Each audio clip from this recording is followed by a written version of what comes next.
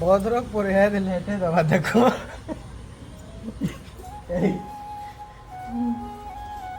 मैंने जब America language शिखापी चाहते आम चैनल को सब्सक्राइब करदे गोटे अमेरिकार लैंग्वेज माने ट्यूटोरियल माने शिखापी गोटे ब्लॉग खाली से दिन अमेरिका भाषा कथा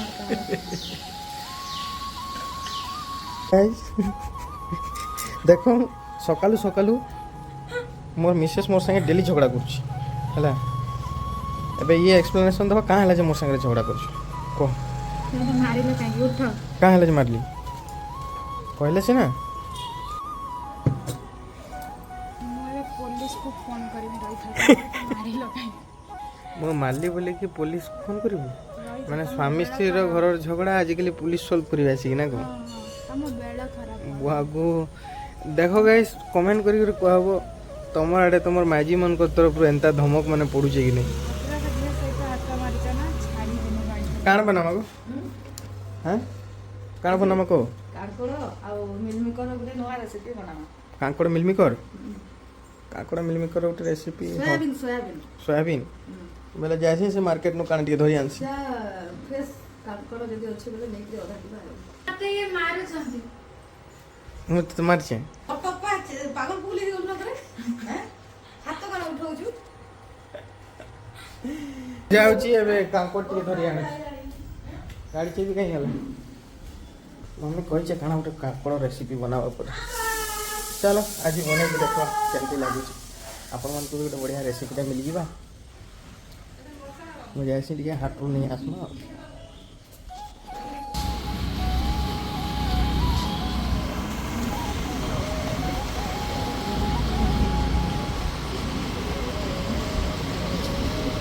भल काकड़ अच्छे बोलिया लगुचे देख पचारे केते काना रेट कहूँ छती फती नहीं आस आसीला पल छतु का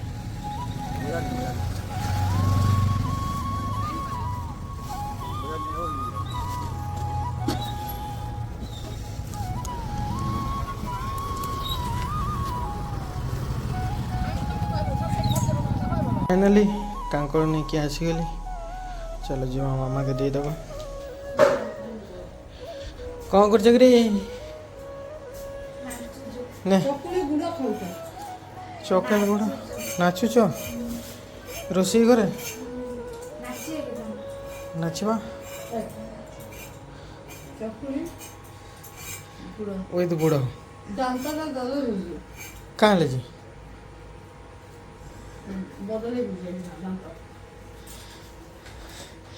तो नहीं जीबू जा मम्मी की नहीं जा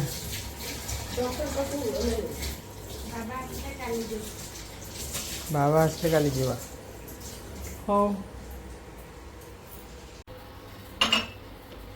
जाऊ ना गाधेइव छिड़ा है के थे उडे चले तो जाऊ ना गाधेइव गाधेइव आ इटा उडे कथा जाओ जाओ जल्दी गाधेइव टेंटा केते बले गासी देखि के टेंटा माने कोन गाइस टेंटा माने काने के जने दबो पटका बियास समलपुरिया बोलांगिरिया वर्सेस भद्रक हला तार टेंटार अर्थ है जो माने कि मुनिया बारी एंडुओ ये हम घर को ट्रेनिंग पीरियड आइची इंटर्नशिप चली एटा के ट्रेनिंग दिया होची संबलपुरी रे नहीं टेंटार अर्थ जो माने बारी था पूरा बुझिया कि छक टेंटा आ काना हेडा जेवलिन बोलसो ने तडे टेंटा माने एंडुओ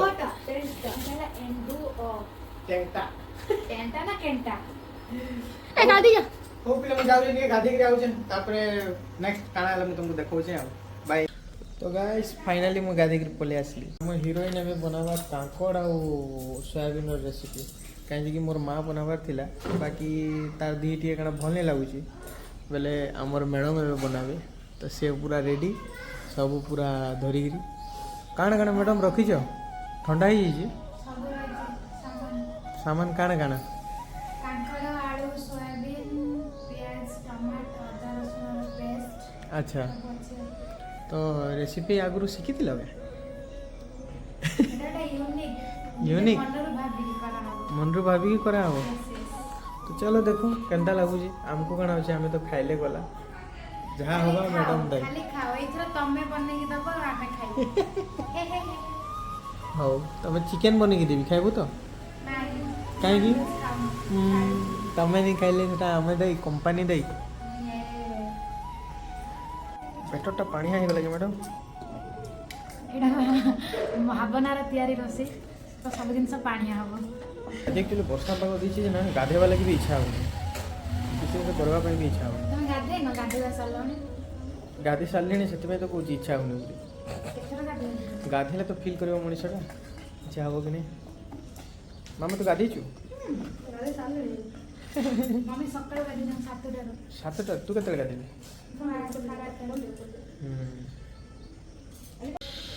ଏଇଟା ତମ ପେଟରେ ବିଷା ହବ ବନ୍ଧୁକ ଖଟ ଖଟ ଖଟ ଖଟ ଖଟ ଖଟ। ଆମର ବନ୍ଧୁକରେ ମୋର ପେଟରେ ଯଦି ଲାଇଟର ବସିକି ମାରିଦେବୁ ସେଟା ଗୁଳି କେମିତି ବାହାରିବ? ସେଟା ମାନେ ଶୂନ୍ୟର ଗୁଳି। ଶୂନ୍ୟର ଗୁଳି? ତମ ଗାଁରେ କେବେ ହେଇଥିଲା ନା? ପୁଣି ଗାଁ କଥା କହିବି? ଏଇଠି ଗଣ୍ଡଗୋଳଟା ହେଇଯିବ। ନିଶ୍ଚୟ ହବ। ଗାଁ କଥା ଉଠେଇବନି। ଚିନ୍ତା ତମ ଭଦ୍ରକ ଝିଅ। ବାପରେ, ୱାର୍ଣ୍ଣିଂ ଗୋଟେ ଦେଇଦିଅ ତମ ଭଦ୍ରିକିଆ ଭାଷାରେ। ଭଦ୍ରକ ଛୁଆଙ୍କ ସହିତ କେହି ବି ଲାଗନ୍ତୁନି। ହଁ। ସେ ଭଦ୍ରରେ ବହୁତ ଭଦ୍ର, ଆଉ ଅଭଦ୍ର ହେଲେ କାହାକୁ ଛାଡ଼ନ୍ତିନି। ମାକୁ ମତେ ଡର ଲାଗିଲା ନା, ଏଠି ୱାର୍ଣ୍ଣିଂ ଦଉଛି। अब देख तू, अब देख तू। ଛଣା ହବ। ଫାଷ୍ଟ କଡ଼େଇରେ ତେଲ ପକେଇବ, ତାପରେ କାଙ୍କଡ଼କୁ କ'ଣ କରିବେ ନା ଏଇ ଯେଉଁ ତେଲଟା ପଡ଼ିଛି ତାକୁ ଧୀରେ ଧୀରେ ଛାଡ଼ିବେ। ମୋ ଭଳିଆ ଜୋରସେ ଛାଡ଼ିବେନି, ପୋଡ଼ି ପଡ଼ିଯିବ। ଶୁଣନ୍ତୁ ସାଙ୍ଗମାନେ, ମୁଁ ଯେତେବେଳେ ରୋଷେଇ କରେ ମୁଁ ବହୁତ ଗାଳି ଶୁଣେ, କାରଣ ମୁଁ ରୋଷେଇରେ ଜିରୋ ଆଉ ମୋ ସ୍ୱାମୀ ହେଲେ ରୋଷେଇର ପ୍ରୋ ମାଷ୍ଟର। କିଏ ପ୍ରୋ ମାଷ୍ଟର? ତମେ? ନାଇଁ ନାଇଁ, ଆମେ କାହିଁ ପ୍ରୋ ମାଷ୍ଟର? କାରଣ ମୁଁ ଯେତେବେଳେ ସବୁବେଳେ ରୋଷେଇ କରେ ସବୁ ଜିନିଷ ମାନେ ପଡ଼ି ପଡ଼ିଯାଏ, ଖସେଇ ପକାଏ, ସବୁ ଗଡ଼ବଡ଼ କରିଦିଏ। କିନ୍ତୁ ମୋ ସ୍ୱାମୀ ପୁରା ପରଫେକ୍ଟ ରୋଷେଇ। କିନ୍ତୁ ମୁଁ ଶିଖିପାରିନି ଏଥିପାଇଁ ଘରେ ରହୁନଥିଲି, ସବୁବେଳେ ବାହାରେ ରହୁଥିଲି। ଘର ଛାଡ଼ି ଦେଇଥିଲି, ସେଜ୍ୟ ପୁତ୍ରୀ କରିଦେଇଥିଲି। ଏତେ ଠକୁଛୁ? ହେଁ, ଆଜି ପୁରା ବର୍ଷା ପାଗ ଦେଇଛି। ଏ ପାଖରେ ଖାଲି ପଖାଳ ଆଉ ଖାଇଦେଇକି ପୁରା ଘୋଡ଼ି ଗାଡ଼ି ହେଇକି ଶୋଇପଡ଼ିବି, ପୁରା ନିଶା ଭଳିଆ ନିଦ। ସାଙ୍ଗମାନେ ହେଇଗଲା କାଙ୍କଡ଼, ଏବେ କାଙ୍କଡ଼କୁ କାଢ଼ିଦେବା, ତାପରେ ଆଳୁ ଆଉ ସୋୟାବିନକୁ ଟିକେ ଅଳ୍ପ ଟିକେ ତେଲ ପକେଇକି ଭାଜିବା। କାଙ୍କଡ଼ ହେଇଗଲା? ହଁ, ଡାଇରେକ୍ଟ ଭାଜିକିରି କଲେ ହେଇପାରିବନି? ସକାଳେ ପ୍ରେସରରେ ସିଟି ମାରିଦେଇ କଲେ ଆହୁରି ଭଲ। ଯେଉଁଥିରେ ହେଲେ ଖାଲି ପ୍ରେସରରେ ହୁଇସିଲ୍ ଦରକାର ନାହିଁ କି? ଆଉ କ'ଣ? ପ୍ରେସରଟା ଆକ୍ଚୁଆଲି ଯିଏ ଉଦ୍ଭାବନ କରିଥିଲା ତୋର ଲାଗି ଉଦ୍ଭାବନ କରିଥିଲା ହେଲା।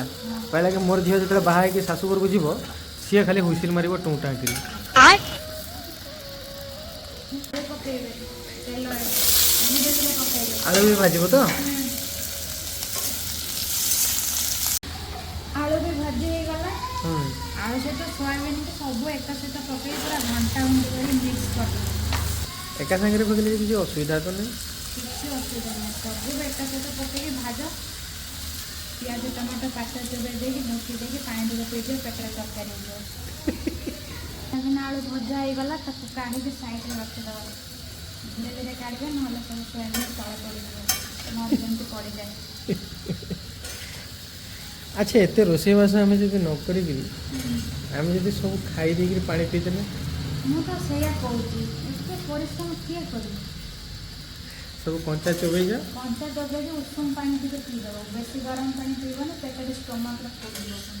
ଭାଇମାନେ କମେଣ୍ଟ କରି ଜଣେଇବେ ତମମାନଙ୍କର ୱାଇଫ୍ ମାନେ ବି ସବୁ ରିପ୍ଲାଏ ଦେଉଛେ କି?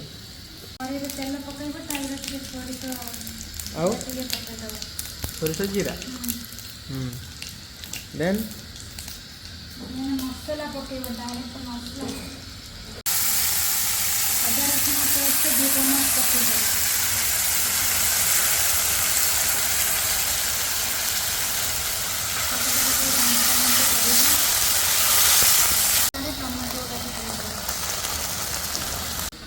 ବାବା କ'ଣ ମସଲା ସବୁ ପକେଇଛୁ?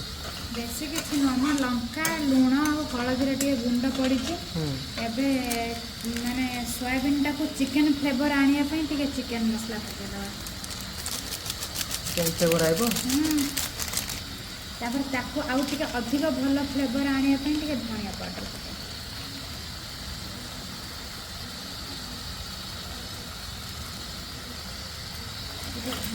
ଘାଣ୍ଟିକି ଟିକେ ପୁରା ମିଶେଇ ପକେଇବା। ଟିକେ ଜଳ ଦେବା, ଜଳ ନହେଲେ ନହେଲେ ମସଲାଟା ଟିକେ ଲାଗିଯିବ। ମାନେ ପାଣି ଦେଲା ପରେ ବୋତଲରେ କ୍ୟାପ୍ଟା ଦେଇକି ରଖିବେ। ମୋ ଭଳିଆ ଅଧା କ୍ୟାପ୍ ଦେଇଦେବେନି, ଏପଟରେ ବୁଲି ପଡ଼ିଲା ବେଳେ ପାଣି ଗଡ଼ିଯାଇଥିବ। କାରଣ ମୁଁ ସେମିତି କରେ। ମାନେ ତୋର ସବୁ ଅଧା କାମ ନା? ମଣିଷ ବାବୁ ସେଟା ହେଲା କାଙ୍କଡ଼, ସୋୟାବିନ୍, ବୋଉ ପିଆଜକୁ ଏମିତି ସବୁ ଚୁପ୍ ଚୁପ୍ କରି କାଟିବେ ହେଲା।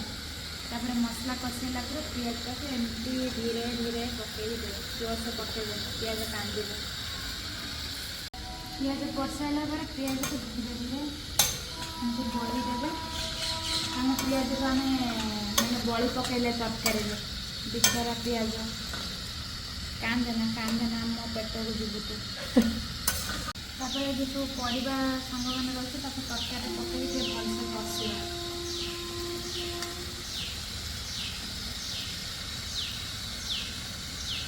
ତାପରେ ଭଲସେ ସବୁ ମସଲାକୁ ପରିବାକୁ ନେଇ ପକେଇ ଦେବା, ତ ଭଲସେ ଗୋଳେଇ ଦେବା। ତମ ଭଦ୍ରକାଳି ରେସିପି କରିଛ କେବେ? ଏଇଟା ଭଦ୍ରକାଳିଆ ନୁହେଁ, ଏଇଟା ହେଲା ଆମେରିକା ରେସିପି। ଆମେରିକା ଲୋକମାନେ ଏମିତି ସବୁ ଖାଆନ୍ତି। ଆମେରିକାରେ କାଙ୍କଡ଼କୁ କ'ଣ କୁହନ୍ତି? କାଙ୍କଡ଼ କଙ୍କ। ସେମାନେ ସବୁ ମୋ ପାଖରୁ ଭାଷା ଶିଖିଛନ୍ତି। ସାଙ୍ଗମାନେ ପାଣି ଦେଲା ପରେ ପରିବାଟାକୁ ଟିକେ ଗୋଳେଇ ଦେବା ସବୁ, ତାପରେ ତାକୁ ଟିକେ ଘୋଡ଼େଇ ଦେବା।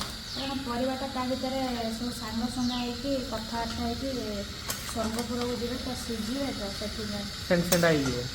ସେଣ୍ଡା ତାମାନେ କ'ଣ ଜାଣିନି। ସାଙ୍ଗମାନେ 15 ମିନିଟ୍ ଆମେ ଏଇଟା ଘୋଡ଼େଇକି ରଖିଦେଲେ। ଏବେ ଦେଖନ୍ତୁ ଅଲରେଡ଼ି ଆମର ତରକାରୀ ହେଇସାରିଲାଣି। ଆଳୁ, ସୋୟାବିନ୍, କାଙ୍କଡ଼ ସବୁ ପୁରା ମିଶିକି ଅଲରେଡ଼ି ପୁରା ଭଲସେ ହେଇସାରିଲାଣି। ଏବେ ଆଉ ଟିକେ ଘାଣ୍ଟି ଦେବୁ, ଘାଣ୍ଟି ଦେଇକି ଆମେ ପ୍ଲେଟ୍ରେ ବାହାର କରିଦେବୁ।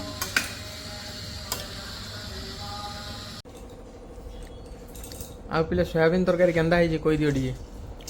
ବଢ଼ିଆ बोलीजिए मामा, तू बता भाई। मैडम कैसा लगन? ଜହ୍ନି ଭଜା ବଢ଼ିଆ ହେଇଛି।